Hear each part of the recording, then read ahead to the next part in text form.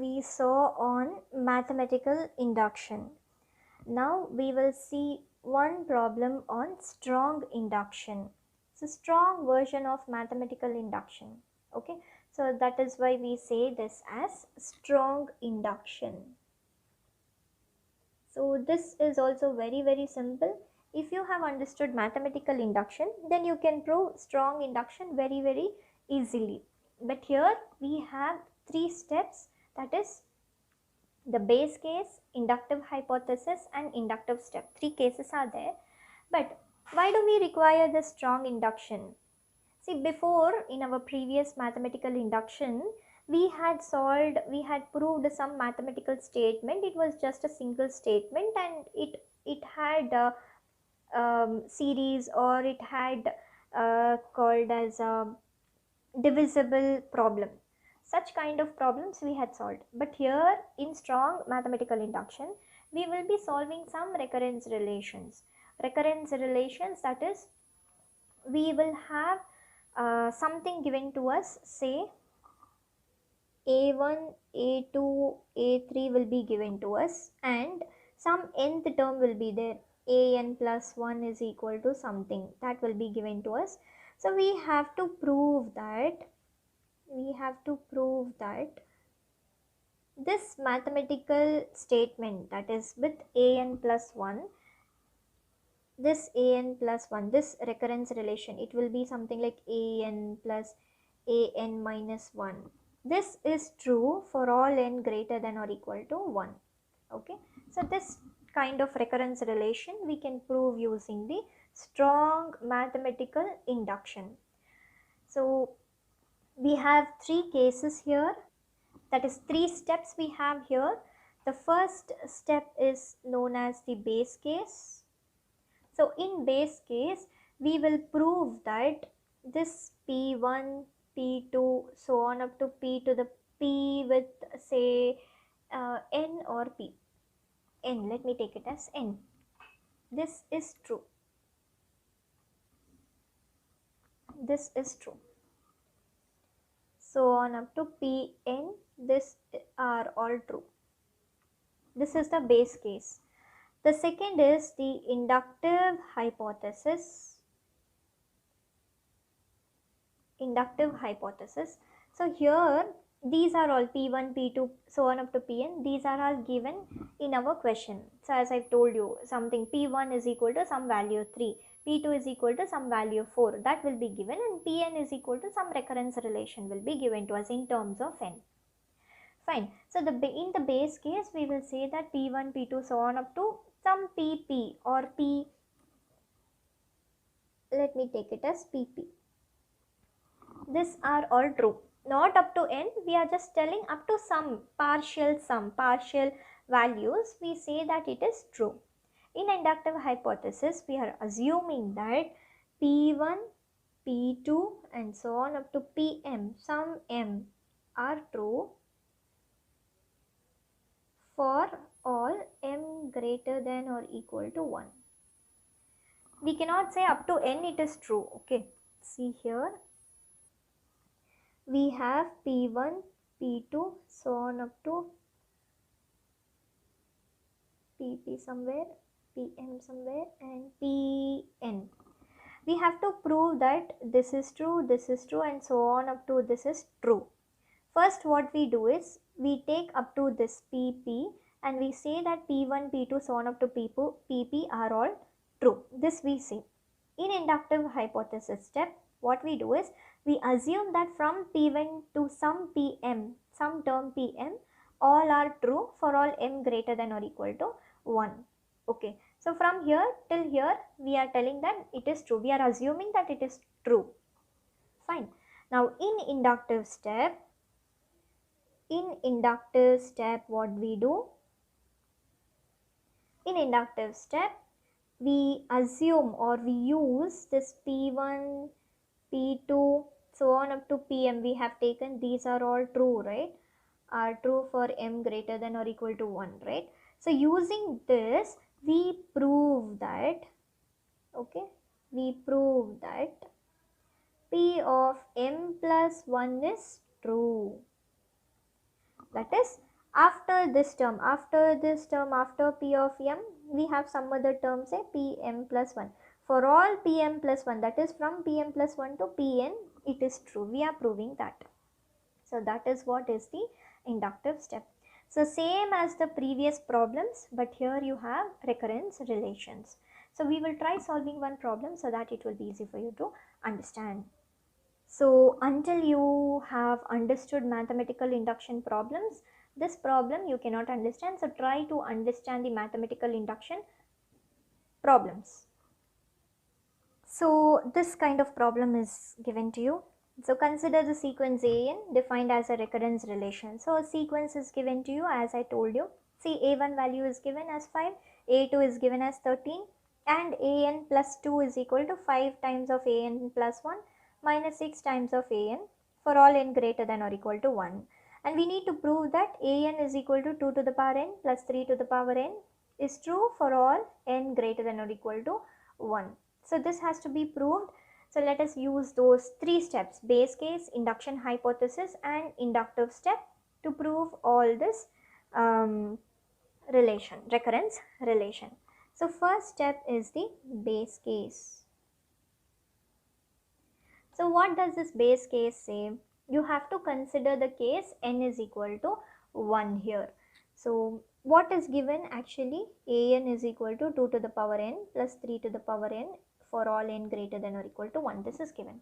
So in the base case, first you take n is equal to 1. So that what do you get? You get it as a1 is equal to, in place of n, substitute 1. a1 is equal to 2 to the power 1 plus 3 to the power 1. So you get a1 is equal to 2 plus 3, that is 5. Okay, a1 is equal to 5, that is fine. Now what is a2? What is a2? Take n is equal to 2. a2 is equal to 2 to the power 2 plus 3 to the power 2. So that is equal to 4. 2 square is 4 plus 3 square is 9. So a2 is equal to what? 9 plus 4, 13. Isn't it? So you got a2 is equal to 13. This is the base case. Okay. So that is what is given in the question. a1 is equal to 5 is given.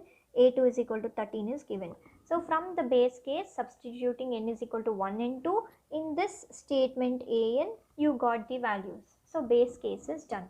Now the next step is the induction hypothesis. What did I tell you in induction hypothesis? I told that we have to assume, what we have to assume? a1, a2, so on up to am are all given by what relation? am is equal to 2 to the power m plus 3 to the power m. Okay, we are assuming that. Since we got a1 and a2 values right, we are assuming from a1 to am, that is am is equal to 2 to the power m plus 3 to the power m is true. We are assuming this case. Now the next step is inductive step. So what do you want to prove here in your inductive step? We have to prove that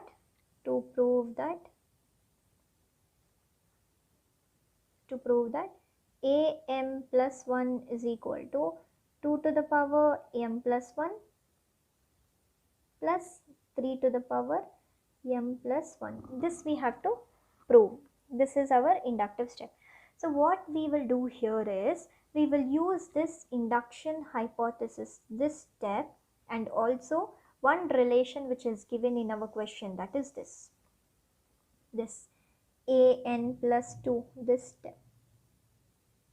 So we will use this and we will use this to prove the am plus 1 is equal to 2 to the power m plus 1 plus 3 to the power m plus 1. Okay. So what do we have? So we have from the data, what is that? an plus 2 is equal to 5 an plus 1 minus 6 into an. This we have, isn't it? So we will use this. How do we use this now? So if we want am plus 1 is equal to, see here you have 2, here you have 1, here you don't have any term, you have 0. So take it n plus 0 like that. Here you have am plus 1. So I can write this as 5 into am. I'm reducing one term here. Okay, I'm reducing one term here. So m plus 0 minus 6 into am. Another one term I'm reducing here. So that will be minus 1. So here you had 2. Here you had 1. Here you had 0. Similarly, here you have 1. Here you have 0. Here you have minus 1. So you're reducing one term as it is. See here, if this is your number line, 0, 1, 2, minus 1. So first you had 2, you're reducing it with 1, you're reducing it with 0. But here in am plus 1, you have 1, so you're reducing it with 1, so you get 0. Again, you're reducing it with 1, you're getting minus 1. Okay, that is how I got this relation. So I can write this as am plus 1 is equal to 5 am minus 6 am minus 1. Now using this recurrence relation, we will prove that. Fine. So this can be written as 5 into, now what is am? If you see in your inductive hypothesis, see here in your inductive hypothesis, am is 2 to the power m plus 3 to the power m, this one. Okay, this one.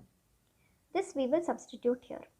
That is 2 to the power m plus 3 to the power m minus of 6 into, again 2 to the power, in place of m you have m minus 1, that's all, m minus 1 plus 3 to the power m minus 1.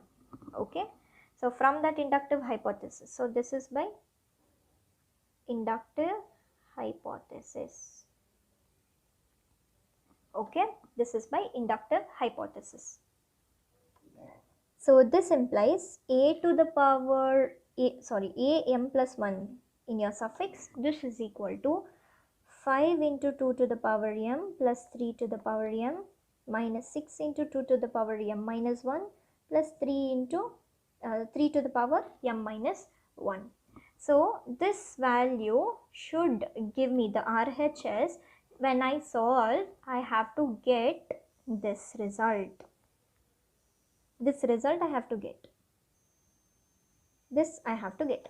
So let me simplify and get am plus 1 as 2 to the power m plus 1 plus 3 to the power m plus 1. Some simplifications are there. We will simplify and we will get this answer so that we prove it. That's all. Fine. So first let us multiply each term. 5 into 2 to the power m plus 5 into 3 to the power m minus 6 into 2 to the power m minus 1, minus into plus is minus, 6 into 3 to the power m minus 1. This is equal to 5 into 2 to the power n, write it as it is, 5 into 3 to the power m minus, can I write 6 as 2 into 3? Yes, right? So I can write it as 3 into 2 into 2 to the power m minus 1 minus this 6 as 3 into 2 into 3 to the power m minus 1. So this is equal to 5 into 2 to the power n plus 5 into 3 to the power m, sorry, all are m,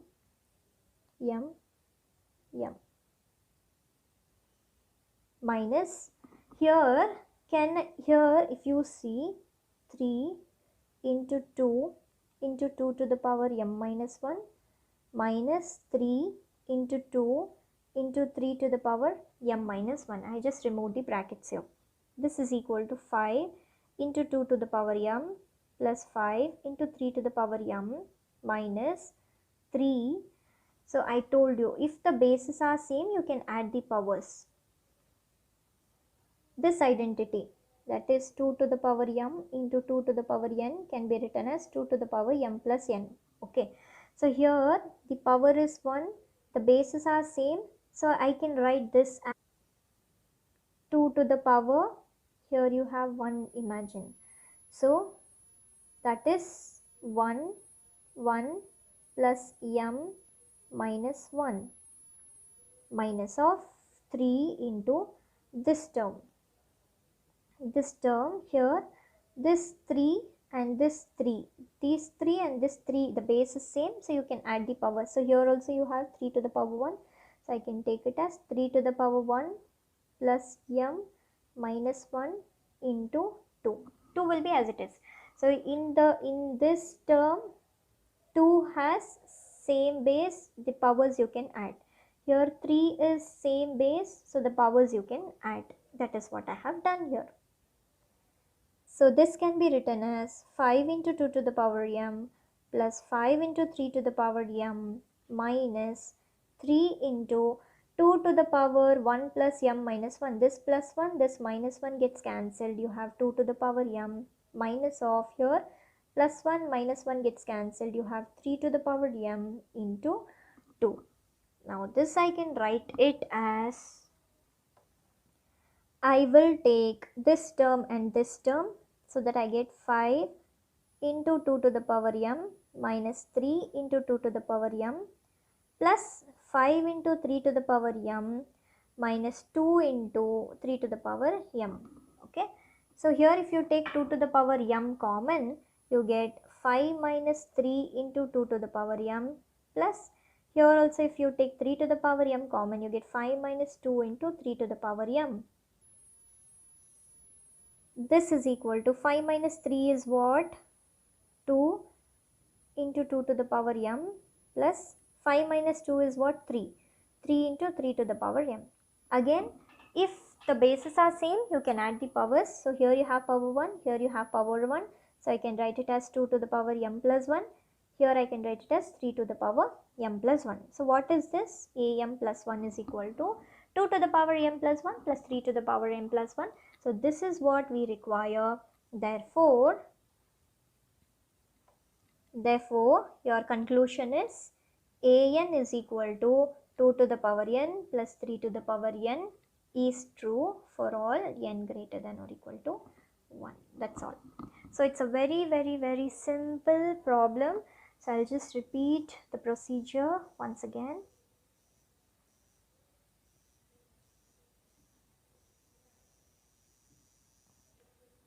So this was a problem given to us. We have to prove that an is equal to 2 to the power n plus 3 to the power n is true for all n greater than or equal to 1. So base case, we took that particular statement an and we substituted n is equal to 1 and we got a1 is equal to 5. We substituted n is equal to 2 and we got a2 is equal to 13. This is the base case, done. Now induction hypothesis, we are assuming a1 to am are all given by that relation, am is equal to 2 to the power m plus 3 to the power m. So here you have in your question n. So in your induction hypothesis, in place of n, you are substituting m. That is what we have got here. Now inductive step, we have to prove, we have am here, but we have to prove for m plus 1.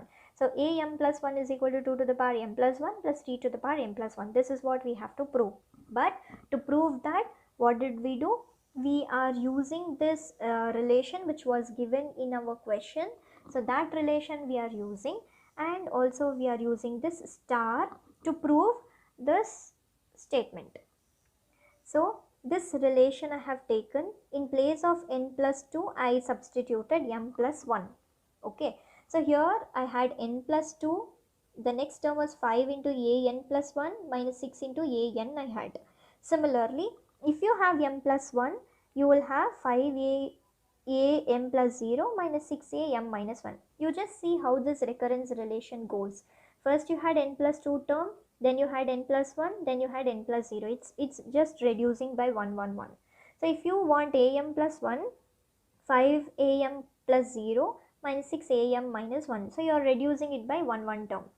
So this is the recurrence relation which you got. But now what is am? Am you are getting it from the induction hypothesis, that is this star. Substitute that in place of am. In place of am minus 1 also you can use the same term, but with m minus 1 to the power m minus 1. Simplify them. So multiply each term and write 6 as 3 into 2. Then you take the common basis power and you add them, so that you get 5 into 2 to the power m. This step you will get. Okay, once you add the powers of the same basis, you will get this step. Then take the common terms. So here 2 to the power m is common in 5 2 to the power m and 3 2 to the power m. So take them common, so that you get 2 into 2 to the power m plus 3 into 3 to the power m. Now the bases are same, add the powers, so that you get what has to be proved. So this was our statement to be proved, right? This term. So we got that exactly here. Okay. So therefore an is equal to 2 to the power n plus 3 to the power n for all n greater than or equal to 1 is true. This is how we have to prove.